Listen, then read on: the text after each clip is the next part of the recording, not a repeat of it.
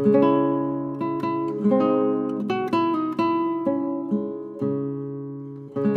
year is 1808, at the height of the Napoleonic era. The Second Treaty of San Ildefonso in 1796 has solidly placed Spain under France's sphere of influence, aligning Spanish foreign policy with that of the French Republic during the Napoleonic Wars. This alliance, aiming to curtail the British influence on the continent by practicing the continental system, suffered a major blow with the destruction of much of Spain's naval power during the disastrous Battle of Trafalgar 3 years ago, weakening Spain's position as a maritime empire. The Spanish, growing resent towards their unreliable French allies, begrudgingly signed the Treaty of Fontainebleau the year prior, providing a foundation for the partition of Portugal. Napoleon, well aware of the internal strain the war has caused in Spain, ordered French troops to enter Spain under the pretext of preparing for the invasion of Portugal. And while the Spanish-French armies were victorious in their conquest for the last independent Iberian kingdom, French troops continued to arrive in Spain, creating suspicion that Napoleon intended to intervene directly in Spanish affairs. This brewing unrest capitulated into the mutiny of Aranjuez 2 months ago, instigated by citizens and supporters of Ferdinand VII, the son of Charles IV of Spain.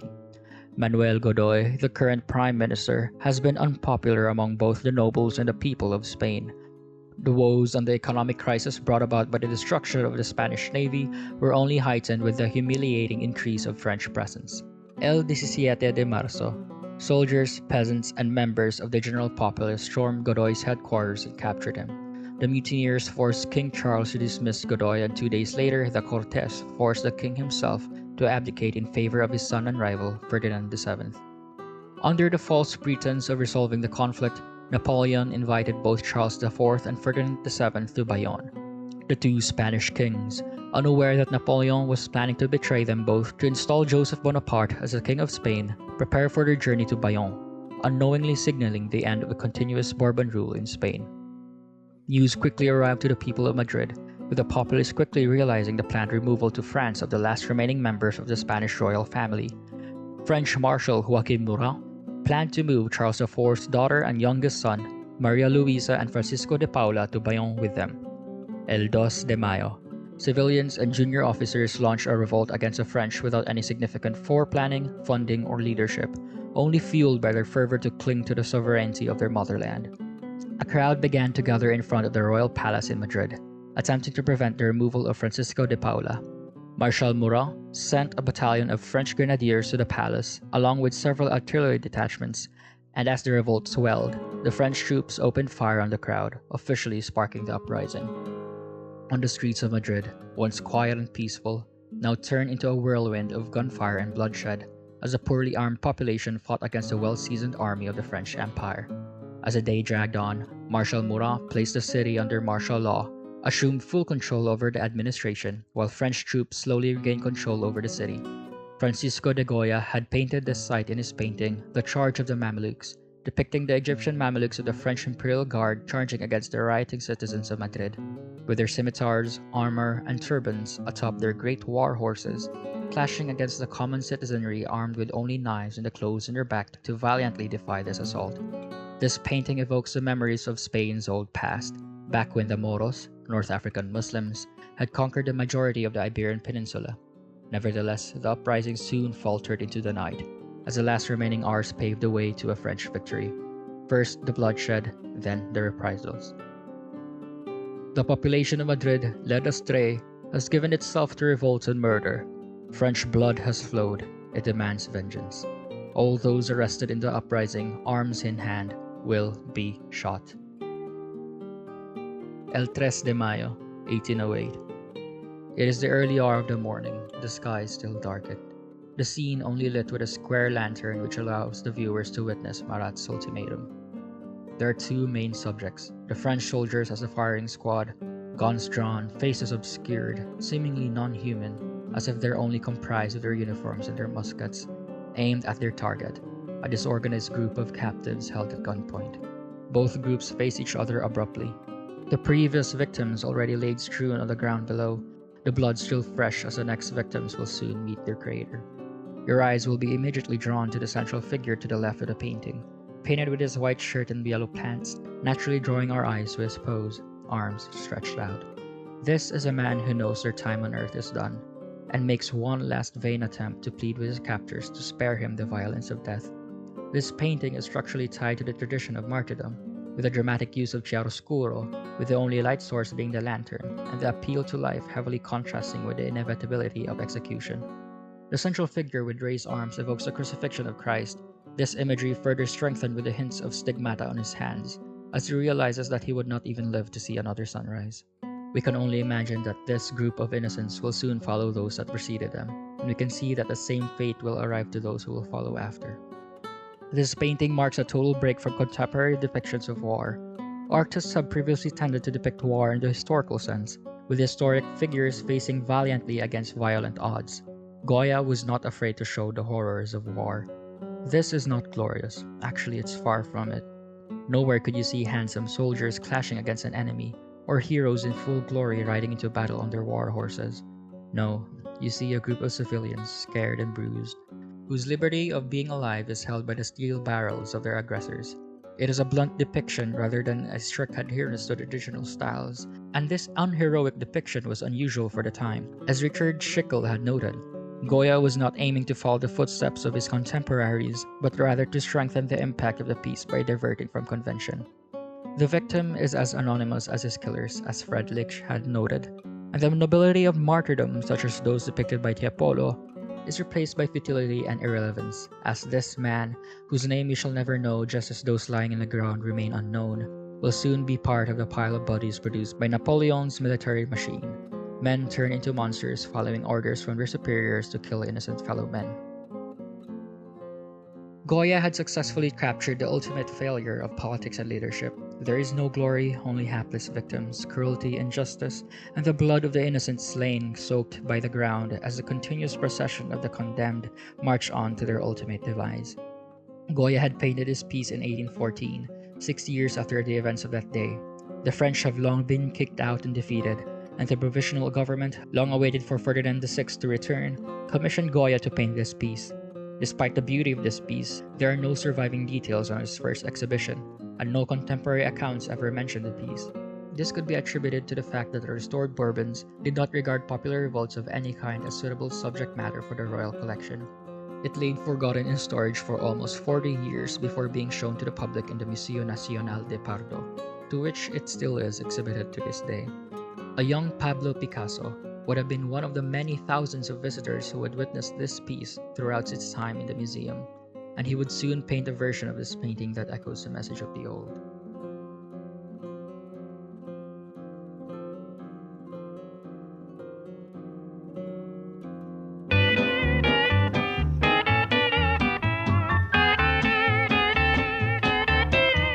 So now it's goodbye, Maria.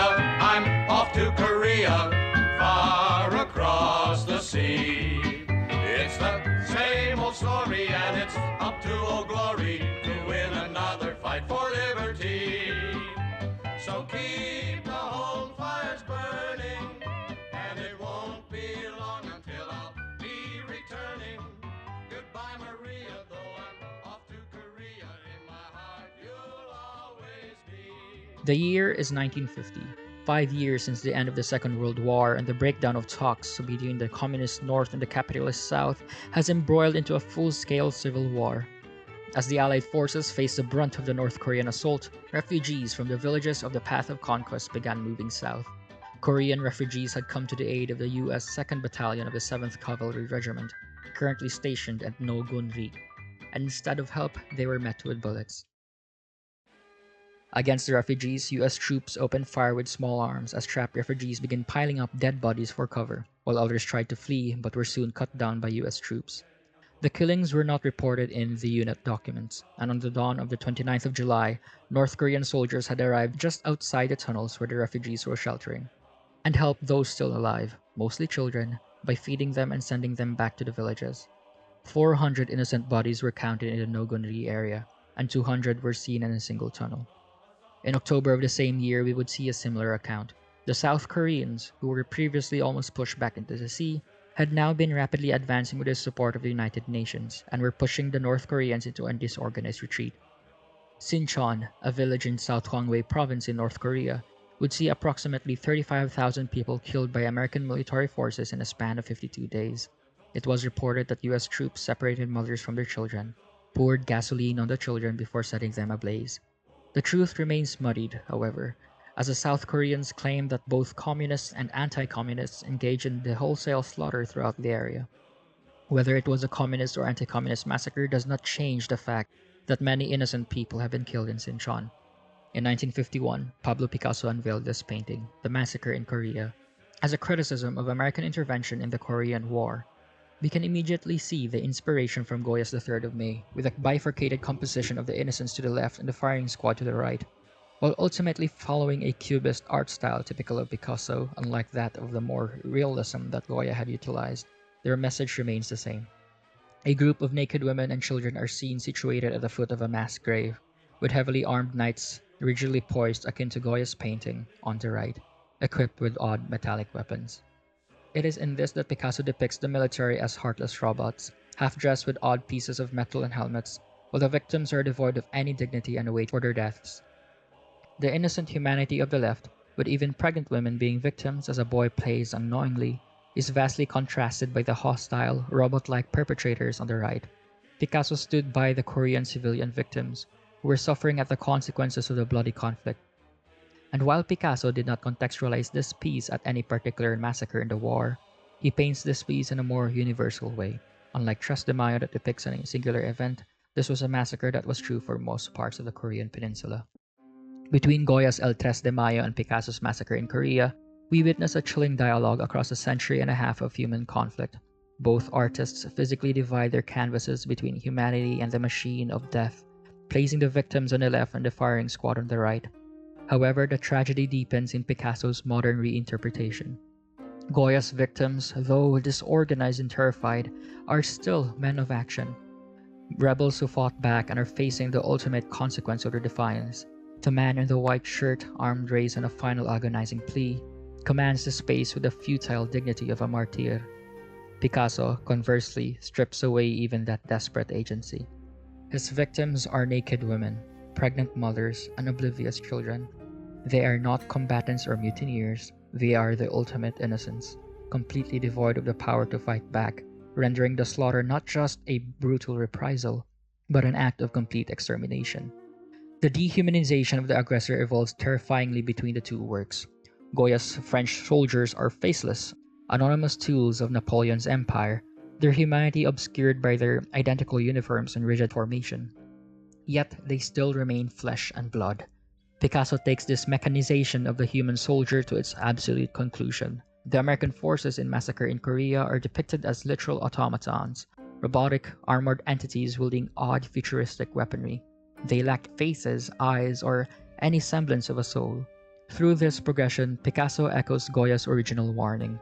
As the military machine advances, the perpetrators of violence become increasingly detached from the humanity of those they slaughter. Ultimately, both the 3rd of May 1808 and Massacre in Korea stand as monumental indictments against the myth of glorious warfare. Goya shattered the contemporary artistic norms by exposing the raw, unheroic brutality of imperial conquest, laying the groundwork for how modern artists would document the human suffering.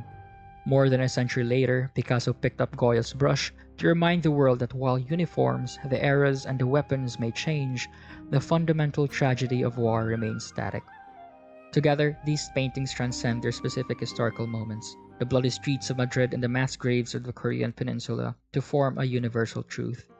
They strip the state-sanctioned violence of its political justifications, leaving the viewer to confront the ultimate failure of humanity, the ceaseless, mechanized slaughter of the innocent.